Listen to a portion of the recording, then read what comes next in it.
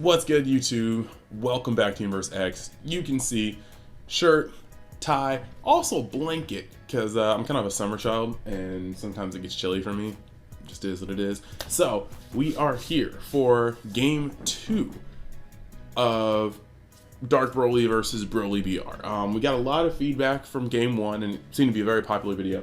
So I'm excited to put game 2 up here. Now, just as per normal, I think as you guys are watching this, we might actually already be at 400 or just shy, maybe hopefully just over. I don't know, we can only hope.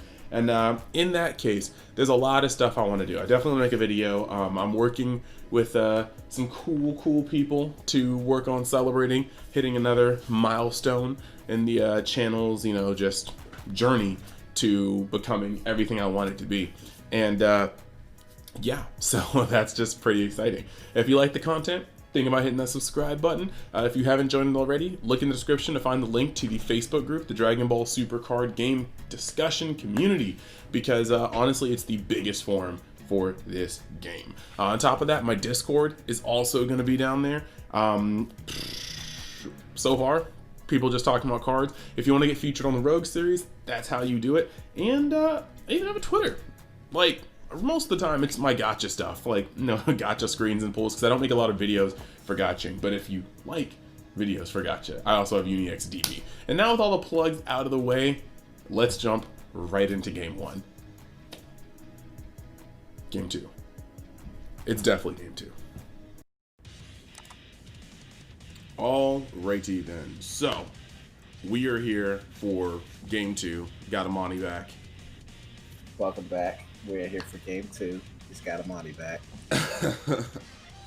Yeah, we got a lot of insight to game 1 thanks to Amani's superior commentary, and now we're gonna go into game 2. I think actually it's kind of funny because based off of the last go, I think Justin will kind of pivot his strategy a little bit, or at least I think he has to, at least as far as he can within the game. But last time it just seemed like there was a lot of aggression, a lot of cards given that didn't necessarily need to be given, especially with the critical pressure this deck can apply. And all I really had to do was play Protector of the People and combo correctly. So interested to see, what happens here instead, or if it goes down the same way. But it's all a learning experience. Well, I'll say that with Justin going first this time, Red Broly is definitely one of those decks that feels almost like a different deck going first than going second. But going second, obviously, it feels like it plays its normal strategy. It's cool and all. But going first, it feels almost unstoppable against in certain situations. Just the sheer amount of advantage it gains so early, it just really gets the ball rolling. So we'll see if how Justin capitalizes on this ball rolling here. And we're going to start with the same turn 1. Obviously, every game, turn 1, you want to hit Wampa into a TP Broly. Ideally, you want to hit a 1-drop Broly, but a TP Broly is ideal because that'll get your ball in turn 1. That'll get your first set for the chain. Now, what is really interesting here is Justin open charging a 3-drop Broly. And so I would assume that means he has quite a few of them in his hand, but even in that circumstance, I'm not particular about charging a 3-drop just because it functions very well as a swap from the 1, especially since it's also a 19k and it's a servant, so it's a great way for him to get these cards back. But more specifically, he charges his 3-drop and then he swaps into another 3. And I'm kind of skittish about that because even in this circumstance here, where Spencer now charges his 6-drop Broly, uses leader effect, he could. Oh man, we can't ever have super combos. He could, under the right circumstances, if he hits like a human extinction here turn 1, he could produce a Berserker Broly on turn 1, and that could like break this 3-drop chain right here and there, take out half of the 3 drops in his arsenal, which he is obviously going to attack this turn to draw the 1, and he combos a 3-drop. Oh man! All right. So already that's 2 3-drops. That he will never be able to touch again, and then potentially a 3rd one if this one gets removed. Yeah, that's half his 3-drops are gone, and over half of his 3-drops are at risk of being gone. All right, hits the 1-drop Broly with a 15k, so that's the normal one here. And we'll see if he just swaps straight up. He should have a lot of critical pressure available this turn. Um, to just okay, he starts with the one drop 15k. I'm probably gonna feed into the same strategy here. Gonna really kind of push the juice up with the cards, but him going first means that he has almost guaranteed access to his six drop this game. This will be one of those games I think would be more likely to slow the. Okay, we got a protector of the people on the one drop swing. That was early. It was a very early. I mean, whether it's gonna pan out or not, I think this is just to stop the aggression, like flat out, which kind of makes me feel like the hand is pretty weak. Like if there's a protected piece going on in the first swing, there's probably not enough combo power to stop him from getting full priced if the leader awakens and there are more swaps to be had. That was I would assume so. I mean, it would be normally really early against this type of deck since it should only be critting, but Justin's actually feeding the protector of the people, so I guess that'll do it justice for the early play. Here we see the 5-drop. We've got another 1-drop on board. So he could produce another 5-drop if he wanted to. If he has the chain going into the finally got it there. Yes. I was like, going into this turn, I really do believe that the preemptive protector of the people was supposed to just end the battle phase with maybe like 1 or 2 crits going through, but was taken pretty much all the way down to Awakening. If you ask me, playing the protector of the people on the 1-drop was actually seemed more like bait. At that point, going straight into the 5-drop and then flipping over, going into the second 5-drop protector wouldn't have even done anything. Leader would have been 20k, and then you got hit by 230s. Leader would have been 20k, and I would have been hit with 2 to 3 crit, dropping me down to, actually I think optimally hitting me twice so that I'd be left at 6, both with crit, would have been optimal, because then I would have sat here, not been able to awaken on my own terms, wasted a protector of the people for his even more ferocious second turn, or third turn. I think that would have been a really, really huge play right there. One way or the other. See, the graveyard is thick, hand is thick, Demi's coming out, and it's even like Spencer even taps out for the Demi and really doesn't have anything to be worried about because he has so many cards. So many cards, and I think at this point Justin's hand is so low that started testing to see how many times he could reestablish his chain, because that Demi on the other guy was just completely, I don't know, like it. Sometimes this would not have been the move, but also the snap being able to remove a card from hand kind of shows that, like Amani was saying last game, the book is built up so much at this point. These remove one at a times are not even effective. It is very important here for what we notice. We've separated the graveyard from the warp, from the cards that were warped last turn that will go back this turn, and the cards that are being warped this turn that will not return until the next turn. So that's why you see those piles over there. Obviously, not something you can do in established gameplay if your opponent doesn't allow it, but it is cool that they're able to keep track of it this way. It just saves you from having that trouble where you forget card effects or you pick up more than you should. Just clean play all around. Very astute of you. I be trying. Blocking the Demi. That's probably the biggest attack coming out this turn, considering it costed the whole graveyard. Best case scenario here is another Dark Broly produced. So safer to go ahead and take the block now. This guy's looking on a combo. One thing I will say is when you use things like Gravy, or if you're bold and you're using the Super Saiyan 4 Gohan, I do feel like it's very important to put back your under 30Ks, because some of your cards can only put back 30Ks, such as your leader and the Broly Unison, whereas Gravy and Gohan can put back any Black Battle card. And you just don't want to put yourself in a position where you can't even access a card in your warp because you were done. Another one of those Dark Broly small understandings when you're using cards. When you start accelerating graveyard warp to drop, drop to warp, you do need to be mindful of your targets because some things can't come back as easily as others. That being said, Spencer then proceeds to warp his 15Ks almost immediately. 100%. Yes. And then, as we see, we produce an an uncontrollable Berserker. And a Dark Broly is one of those decks that is more than capable of breaking a Red Broly chain, which is why I say it's one of the better matchups because it can apply consistent removal and high attack power threats very early in the game. And so this is why you have to really starve this type of matchup here, because if you give it the resources to get going, it will just constantly break through your setups. And it becomes difficult to replenish those setups without putting yourself in a dangerous position. Say, for example, here now Justin is at 2 life. And oof. I think right here. Sorry, I just called out that Paragus is unique. Yeah. That's rough because he's already shuffled back now. I don't know if he had another target or not, but it can't be that one. I asked him. Paragus is his only target in that search.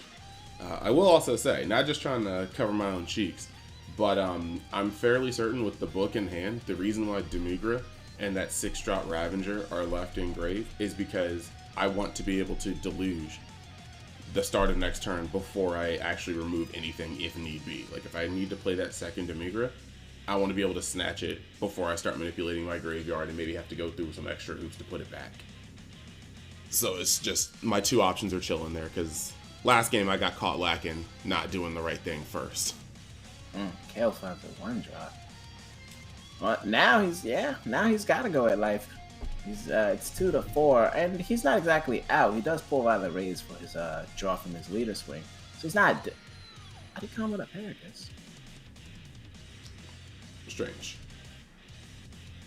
To make it a 25, I value. I don't see a lot of people using the Overlord and Servant mechanic between Paragus and the 3 and the 4 drops. And I value that. I think that's super important because you can get low on hand really fast here, and your swap ups are essentially just replacing themselves. So you find yourself constantly with a bunch of dead 3s, as you can see by the 3/3 drops that are now gone from Justin's deck. You can find yourself with a lot of dead 3s, and as a 19K servant, it goes sideways. And when you don't have a need to swap up because you want to keep a 4-drop to make sure if your chain gets broken, you get maxed out, you can just overload it to the bottom of the deck. Very, very correct. And I think this also just goes to show you that sometimes mismanagement of the hand is everything, because as good as Red Broly is, you would never think that it's being deflected with 2 energy tapped out and just a bunch of 5Ks in hand with a super combo or 2. Like, it's just too much hand advantage this early in the game. He does manage to secure another 5-drop here. It's going to cost him half of his remaining life, so he's in the lethal zone here. And it would be a tap out to produce that 5-drop. And with 2 30Ks looking at him, knowing how vulnerable he is to his blockers being removed, this seems like one of those plays where this is all he's got if he's got to do it. That's rough. And he does go for the 30K2 leader. And there is a critical. He does have another 1-drop. He could at least produce another 4-drop. So he could go. That's the 1-drop. It doesn't have any power. That's not the. That's the TP. So he could go to the 3, attack with that. Go to the 4, attack with that. And after that, he's gonna have to struggle his way into a last attack. He combos to 35. And letting this 3 may not even be a bad move. Like I mean, comboing out of it is definitely healthy because he still has a couple swings left. But, I mean, right now the graveyard's kind of getting filled. Like, the crackback will be imminent if I can untap. Yeah, this is one of the things I was talking about in game 1 here with Dark Broly being this type of matchup, because all of your resources are in a cycle. It's like I attacked with these battle cards. Now I can combo these battle cards off using my leader skill. And then I can put them back in the graveyard as I'm comboing more cards out of my hand that I'm forced to use to defend with, that I can then banish to recycle these cards and attack you again with. It's just a very good cycle of resources, and that's what's really important here, is that when you're playing against a deck like Red Broly that's constantly taxing resources, none of them go to waste in this matchup. And I think that's a really big make or break here that allows Spencer to have this type of defensive advantage with no fear of running out of resources. So he's just going in and just comboing out. Even though he's at 3 life, he's just comboing because he doesn't really have to worry about losing all of what he has. So he goes Power Burst here, finally decides to take a life, but it will be on that critical double strike without question. And we're getting the Deluge back just in case I want to snatch anything. Like, it's... The next turn, the graveyard is so thick, at least two Broly's can probably be produced off of this. Yep, that'll do it for this.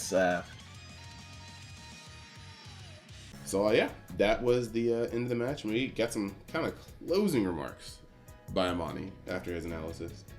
Well, thank you for giving me that time. So after these 2 games here, so this was a pretty swift game 2.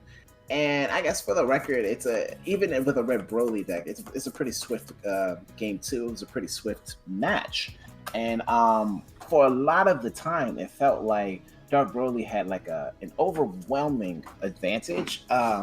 So just for like the quick understanding, obviously there's a difference in output between these 2 Brolys here, and just kind of understanding the power spikes in this matchup here and understanding where your game state is progressing really made the difference here. Like in this case, for example, as the red Broly continues to attack the dark Broly here with the non-criticals, and it puts it in that space where the dark Broly is able to not only take extra cards to then fuel its drop area in between attacks, but also have the ability to awaken so soon.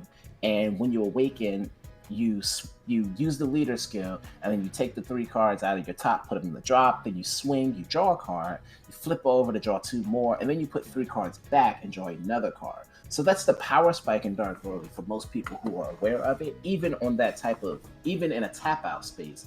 Just the sheer number of cards that you're going to receive from that awakening turn and the number of graveyard plays you can produce gives you so much crackback that it almost makes a resource-intensive game feel rushed to a point where you've locked yourself out of being able to beat it. Whereas if you play a slower resource game against it, something like Red Broly, which is normally taxing on resources, gets the space to produce more value out of its abilities, produce more value out of its critical swings. I think that, especially in this matchup, the 6-drop is a pretty big card to use here going first. Going second, if you see it, you see it. Of course, it'll take the same 4 turns, but it'll be 4 of your opponent's turns first, and that can be a little bit more difficult to produce. But with cards like Violent Rays in your main deck, cards like the 4 and the 5-drop Broly constantly cycling around to generate warping cards out of your opponent, and it puts them in a space where Dark Broly doesn't have a good access to them, because obviously if they're removed from the warp space, they can't return them to their hand. So you want to be mindful of that. When you warp those cards, you pretty much put those in just like a box by themselves. They're not usable. And so a smaller hand may not necessarily kill a Dark Broly deck, but it will definitely slow it down from being able to produce a larger graveyard and produce a larger amount of 30Ks. 30K is not a number to play with. So that's what you see here in this game. And that's obviously just the difference in the resource management here. And so both of our players here are still learning. So it was a great match to see and a great opportunity for all of us to be able to brush up on our knowledge of this, as Red Broly is one of the premier decks in the current meta, and Dark Broly is one of the more underestimated decks, maybe in the, like I said, in the tier 1.5 category, that has a very good chance of making a good surgence into the meta if it continues to have applicable matchups like these. Yep. I mean, I hope you guys are listening, because there was nothing spoken there that wasn't straight facts. Like, you can literally better your game by listening to this dude as frequently as possible. So, I'd like to thank you, Amani, for being on once again. Always enjoy your commentary, and the subscribers and people who are just viewing, they seem to as well. I mean, not even seem to. They love the commentary. I be hearing about it. So, always happy to have you on when I can. Well, thank you. I'm glad I could provide some information. Like, obviously, I have never actually played Red Broly, so take it for what it is. I've only played against it a few times. So it's mostly speculation, analysis, research, and watching other games. And it's really just a simple, estimated logic that I think sticks as long as a player, you are able to understand card interactions. You'll be able to see these type of things for yourself. I am a pretty experienced Dark Broly player, so I do know how that goes. So I do know how these decks interact as a necessary. It's necessary for you to be able to play a deck like that. You have to know your matchups. So I'm glad I was able to provide any information at all. Obviously, everything I'm going to say has the potential to be contested. It's just a point of view, and it's mostly opinion. There's no set up facts here. People will see things from other views, but hopefully my take on it was informative. I believe so. But yeah, thank you guys for watching, and I will see you guys in the next video that you decide to watch in Universe X. Later.